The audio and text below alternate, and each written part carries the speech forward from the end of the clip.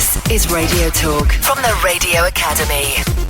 Hi, I'm Graham Mack, and welcome to a special Radio Academy podcast from New York. I'm here at the India House Club in Hanover Square, Lower Manhattan, for Talkers New York 2014. It's a radio convention billed as the 17th installment of the talk media industry's longest-running and most important national convention. The man behind it all is Michael Harrison. Graham, thank you so much. It's good to have you here. This is an offshoot of Talkers. Just for anyone in the UK that doesn't understand what that is, could you just talk us through that? Talkers magazine is 25 years old. It's a trade publication in the talk radio business in America, which now with talk radio being on TV and being on the internet and satellite, we call it talk media. But basically, we're a trade publication. We're an industry trade. And what are we going to see and hear today? Well, today is going to be a lot of sessions, a lot of panels, a lot of discussions on an existential level. I think that radio is facing questions about not only its role in the 21st century and the digital era, but its survival, its pertinence, its relevance. Sean Hannity is going to be speaking. Mike Francesa will be speaking. Some of the biggest program directors and group managers. This is where the real movers and shakers of the business will be. But the agenda is very, very powerful in terms of it's not just a social party. How will you know if it's been a success? It already is a success. We're just starting. I'm being choked by Sean Hannity. How do you know it's me if you're being choked? I'm doing martial arts now. Oh my God! 4 days a week. Great! What a way to go! How do you know it was me? Say hello to Sean Hannity. Sean Hannity, I'm Graham Mack from London. I'm here to make a podcast for the Radio Academy. Nice. And you're speaking today. What are you going to be talking about? I'm going to talk about the two big challenges we face as an industry, as more opportunity than ever before, but more challenges than ever before. So why are you involved with this then? Because, look, I am this man's biggest fan in every way, shape, manner, or form. First of all, an industry that has been struggling to have a sold-out conference, packed to the brim, overloaded. I'm begging him for seats today, last minute, which is what I usually do, because that's how deep our friendship is. But you know what? He is talk radio. He is the industry. He's been at the forefront of defending the industry when we're under fire. He's in the forefront of advocating for the industry, all aspects of it, news, controversial talk, conservative talk, edgy talk, whatever it is, he's there. So I consider him the icon of our industry and one of my dearest friends, and I love the man in a friendly way. What do you think about that? And he's a liberal. I mean, that's the worst part. Liberal, all right. Sean Hannity, Michael Harrison, thank you so much. Pleasure. Nice Thanks. to see you. Hey, man. How are you? Radio Talk from the Radio Academy. So I'm with Walter Sabo from Sabo Media. Nice to see you. How do you weasel all these trips to the U.S.? It's a special little planet. I've got naked pictures of some important people. Boy, you must. Walter, there's been a lot of talk about visualizing radio. And I know you had a lot to say on the panel session there about the mistakes that radio people make when they try to make video. They make the same mistakes that television people make when they try to make radio, which is that each medium creates its own stars. Each medium has different dynamic and a different relationship with the audience. So a television star is not necessarily an online video star. Online video is an interactive medium. Television's a passive medium. Radio is a passive medium. You listen to it, you enjoy it. The minute you go online, well, that is a keyboard and a mouse that beg to be used. And if you don't engage the audience with the keyboard and the mouse, you've bored them. So each medium creates its own stars. Also, there's both a science and a craft to being a radio star, a television star, a Broadway stage star, and very few make the transition. The best example in the UK, you have two great examples, but only two in the UK. You've got Russell Brand, who's able to do both, and Terry Wogan. And that's it. And that's over, a 30, 40-year period. So it's very rare that a talent is able to make the transition. What's the key then? Audience acceptance in each stage. They're different in each stage.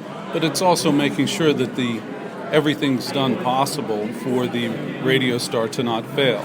So when you put them in video, it has to be lit right. The set has to be made for video. The lighting has to be made for video. The stagecraft, the pacing, everything has to be made for video, which is entirely different than radio. Now, I know you've worked a bit with Howard Stern. Yes. And Howard Stern's been quite successful. Before he went to Sirius, he visualized his show. Yes. The E! Television Network visualized his show for him, but what they had to do to make that television show was a 22-minute television show that aired each night, pulled from a 5-hour radio show. So they shot for 5 hours, and then all day, television professionals cut it up into a TV show. So it took them 5 hours of material to come up with a 22-minute television show. Is video the future of radio? No.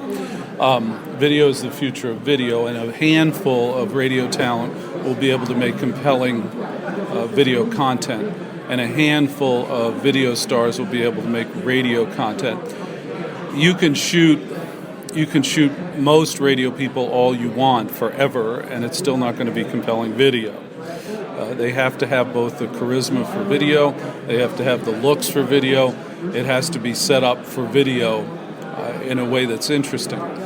The interesting thing about the BBC websites is, in the world, they do the best job of repurposing radio audio for video.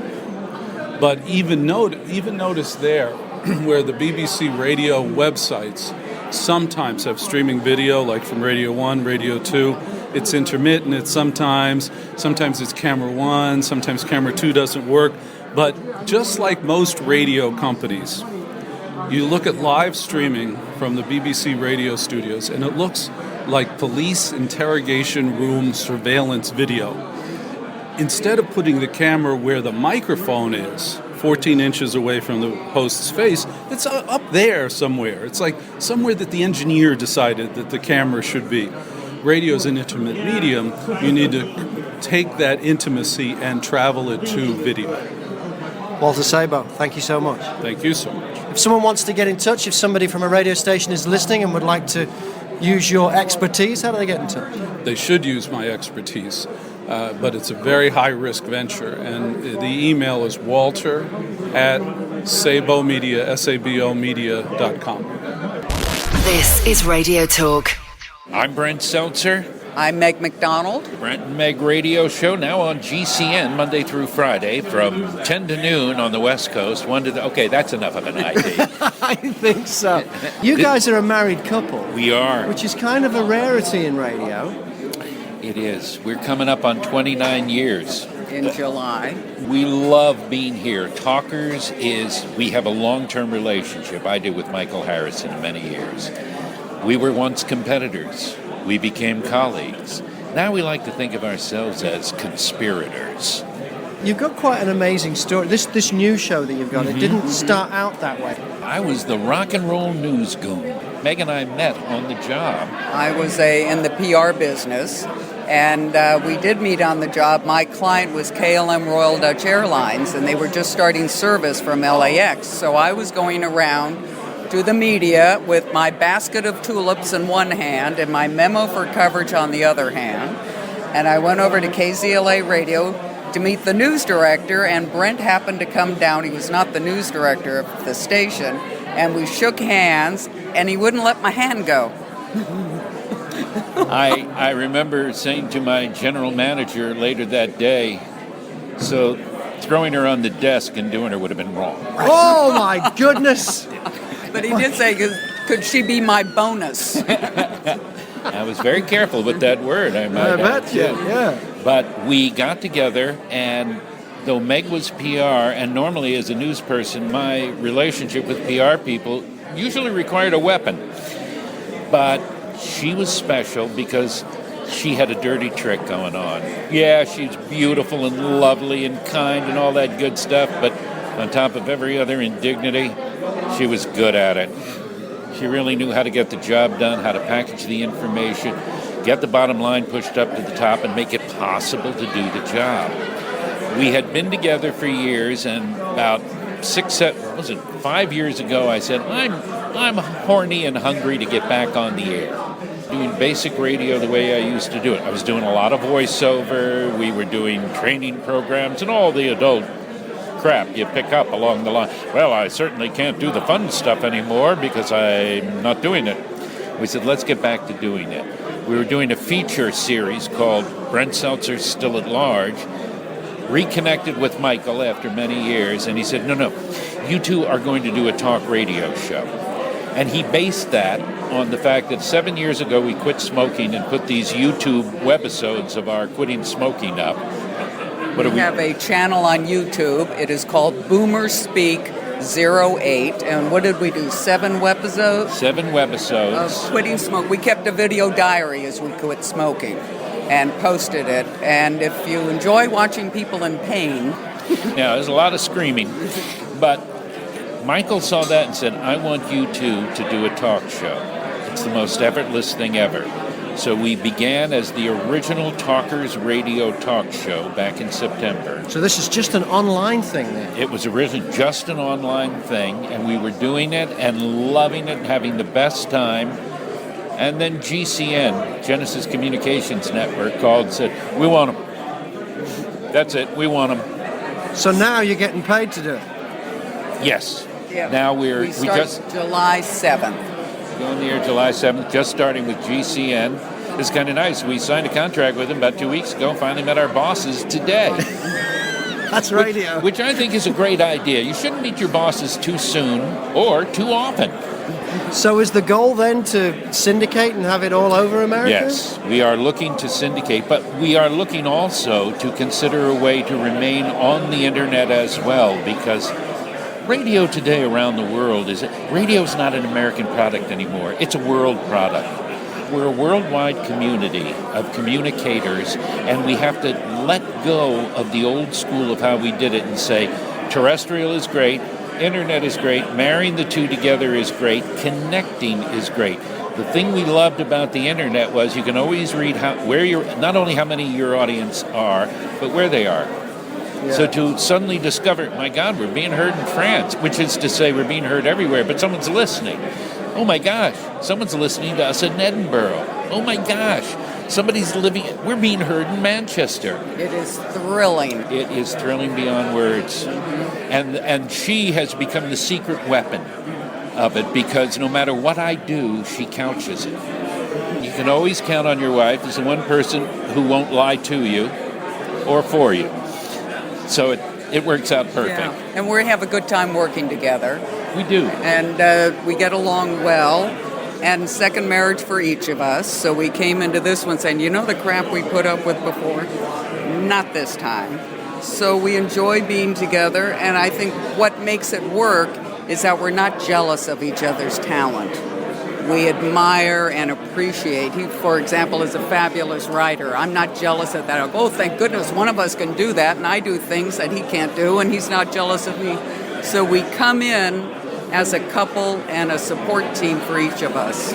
A lot of it, I think, had to do with the fact that because we actually worked together professionally for 4.5 years on different projects before we ever went out on a date. She was originally married. I was seeing another gal, then I got married. Then her previous spouse suddenly passed away. My previous spouse suddenly wouldn't. The upshot was that because we worked together for so long, we got to know each other. We had a picture of the other person's independence, and we were totally at ease with it. Fantastic. Long may it continue. I mean the marriage and the show. Thank you. Yeah, okay, thank you. And thank you for coming to Talkers. We're delighted you're here. This is Radio Talk.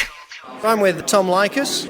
You're a bit of a rebel, I suppose, because you started out in what some people call terrestrial radio, but now you've gone it alone. I've gone alone. I started my own company called The New Normal and built my own studios and now produce and control all of my own content. Would you go back to regular radio? The price is right. But frankly, I wouldn't go back unless I could incorporate the things we've learned from doing radio-type content for the internet only. You know, it's a different world. The listener wants to be part of content creation. I feel they have a vested stake in what you're doing.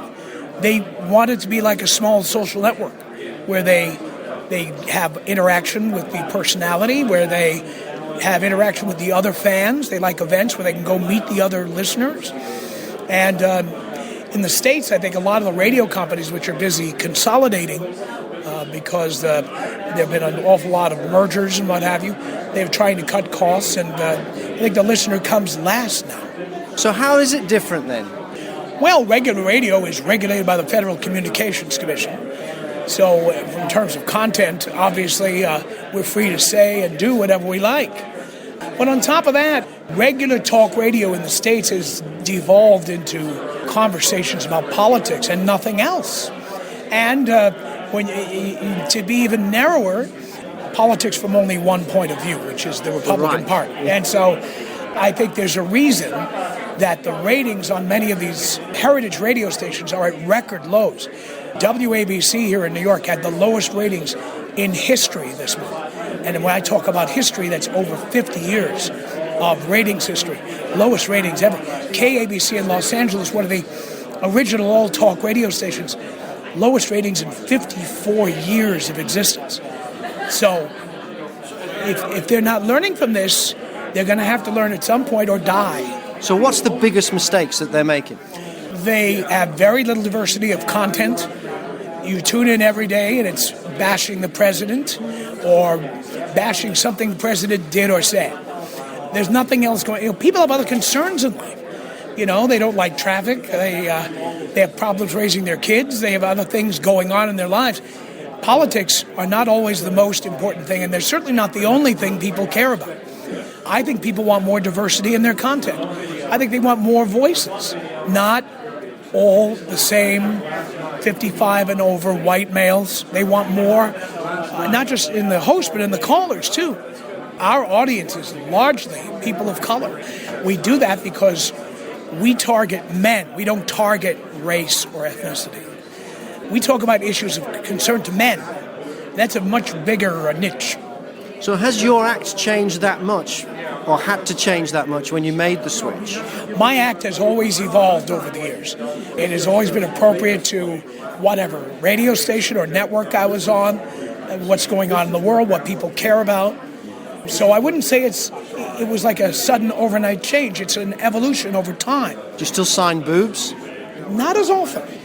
And we don't have to anymore because you know what? On radio, that was shocking.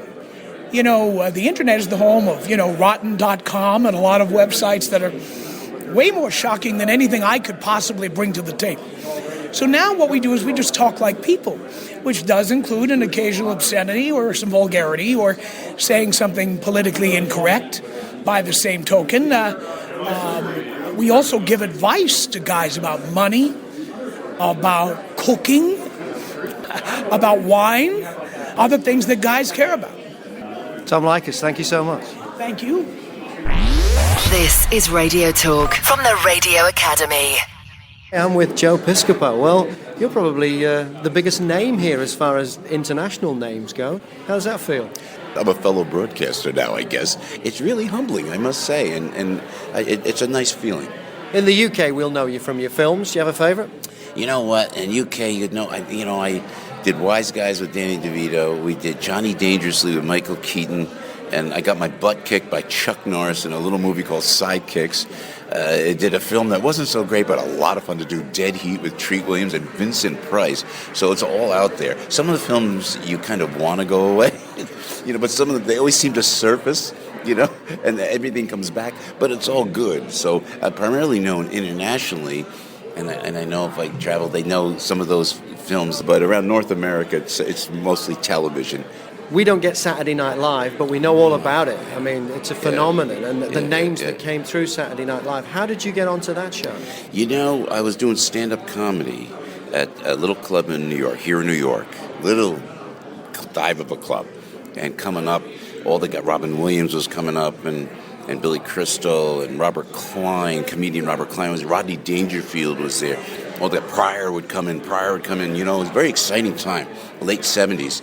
Off of Monty Python started the SNL group, the Lampoon guys. They were already on the air. I didn't even think about it. I just wanted to be a working stiff like I'm doing now, just being a working entertainer. And then they hired me almost right from the clubs, right onto SNL to be a utility guy. hooked up with Eddie Murphy, with the great Eddie Murphy, this young comic genius. He was 19 at the time. 19. I was a bit older, married with a child, and Eddie was this cool cat, and it was a gas. And from SNL, I've been able to, by the grace of God, been able to work ever since, so. You've done all sorts, live entertainment, Yeah. stand-up comedian, Yeah. musician, you've done everything. Yeah. Why now radio? I am a radio geek. I love it. I listen to it, I study it, and I went to school for it. When I went to college, I was such a bad student, I couldn't get in anywhere else. I went to a little school in Florida, and I got into a school, I'm embarrassed to tell you the name of the school, Jones College, and they had this huge radio program. And I got a degree in broadcast management. I learned everything about the industry. And then when I go out and do my shows around North America, and we were in The Hague, we went to Holland, we worked all around, you always talk to the local disc jockey. You always talk to the local. That's how you sell seats, man. You don't go on the national show. You go to that local. Who's your local? I always say, who's the local guy? Well, Joe, you got to get up at 5 o'clock. I said, get me up, get me into the studio. That's how you sell seats. I always had an affinity for the medium and a respect for it because it's the most intimate medium. Talking on the radio, you're talking right to an individual. So I had a feel for it, and I learned it in school. And then this was accidental. Somebody just brought me into the radio station I'm working at now, AM 970, The Answer, which you can get in London, get it online, or on your smartphone. And then but as I went into it, I took it very seriously. I learned how to learn the topics I'm talking about. I learned how to be silly. I learned how to do some bits, but always come back to the stories of the day. Talk with the listeners and treat it respectfully. And I think because of my background and learning it early on, I have the respect and love for it that I do today. So how long have you been doing radio now? It's been like 6 months. It's been like 6 months now. And then I said, I thought I would do like 2 days. My boss is over there. I got to be careful. I said I was going to do like 2 days. I'd drop in, drop out, go back to Jersey, go on the road.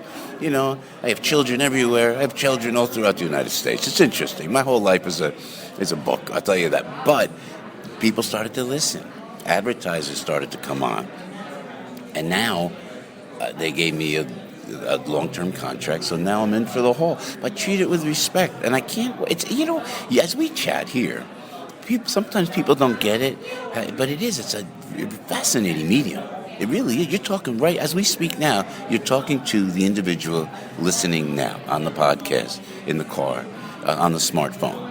You could talk, and I feel like that is my friend, whoever we're talking to now. People will email me and hit me up on Facebook or Twitter, and they'll say, I feel like you're talking to me every morning. And I take that as the highest compliment, and in this medium, you can't do it anywhere else but what we're doing right now. What is it that you've learned in all the other fields of entertainment you've been in that you've brought to radio? Great question. You know what? Maybe I would say, the lack of a better word, the polish of it, to be prepared and polished before you hit the airwaves. I always like to be prepared, and probably more preparation than polish, but you have to be ready. And when you go on stage, and I do a live show, and I invite everybody, if I'm out there, if you're in North America, to come check out my live show. I go out and do a Sinatra-based music comedy type show with a live big man. It's amazing. It's a lot of work. I'm in the blue-collar show business, baby. I ain't got no trailer. I got no chef.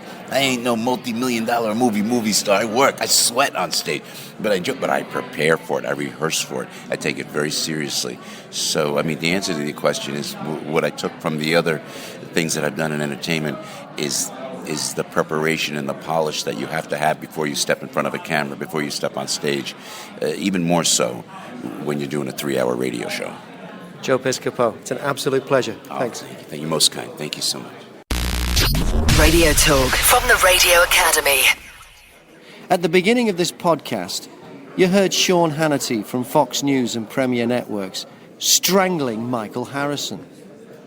A recurring theme at this conference has been talk radio's declining ratings.